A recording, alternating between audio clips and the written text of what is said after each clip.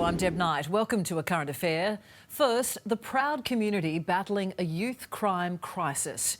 After dark, some locals are forced to lock themselves in their homes, too afraid to go outside. Break-ins and car thefts are the norm, but police and youth workers are determined to turn things around.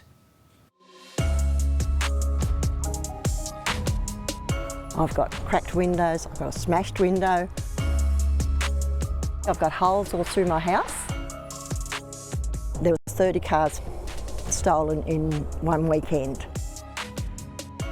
My neighbour across the road, he's had 2 cars firebombed and part of his flat was burnt. It gets to the stage that you do check before you walk outside.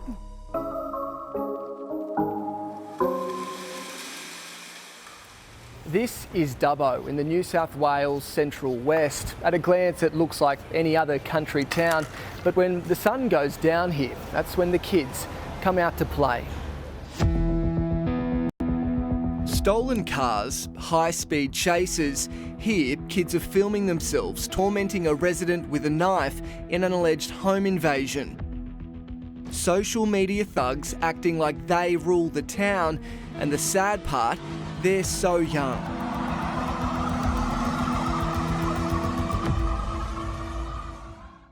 You'd be sitting in there and all of a sudden bang, and you think, what was that? Gay Wedrat says she feels like a prisoner in her own home. Security cameras are on every corner of her property, and you won't believe what they capture. 3 youths in Gay's backyard. They go for her window, peel off the fly screen and try to jimmy it open. All those are screwed. So you've pretty much had to fortify your home and Yep. almost lock yourself in. Yes, You can't open windows anymore. They've just wrecked all them. No fresh air, it's just seal the house shut Yep. for your own safety. I was just sitting down watching TV. He was sitting. The 62-year-old widow's house has holes all through it, she says, from a crime spree that spiralled out of control in the past 6 months. I've ended up renting their room out now because it's too dangerous to live on your own. Yeah. And it's like, how dare they take that right away from me? I was very happy living on my own. And it's not just happening under the cover of darkness. While we were filming, a fire broke out. Youth seen running from the blaze.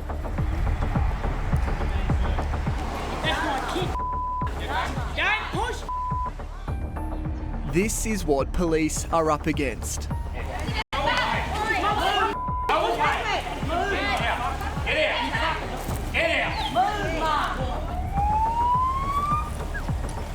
Reinforcements brought in to arrest Mum.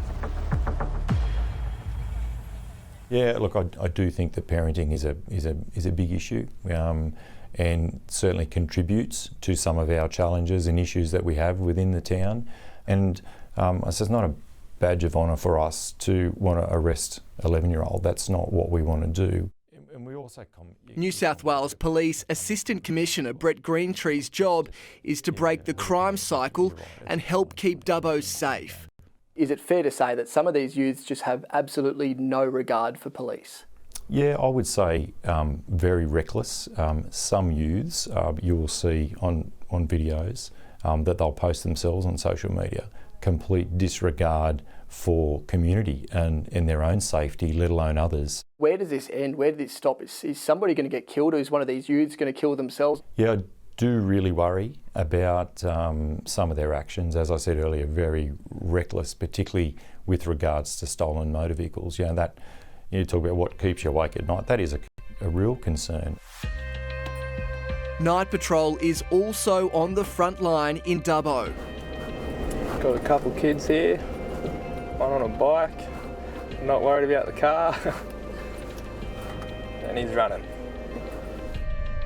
Local youth worker Jackson Bayliss is 22 years old, but spends his nights taking kids home off the streets. I reckon on a good night we could get, I'd say, anywhere between 15 to 20. There is a good group of kids, and then there is the kids that are just lost at the moment. So they're just looking to fill that void. It just feels like it's heading in one really bad direction. I reckon that just comes down to discipline at the end of the day. So they've got no one to tell them no. They've got no one to tell them no, that's the wrong thing to do. I understand the community's concern, but certainly from the police perspective, I don't want a youth to hurt themselves, and I don't want them to hurt the community. So the challenge for us is to try, divert it, prevent it from occurring in the first place. And Dubbo residents like Gay hope that's soon. It's so out of hand. We should be able to live in our own home safely.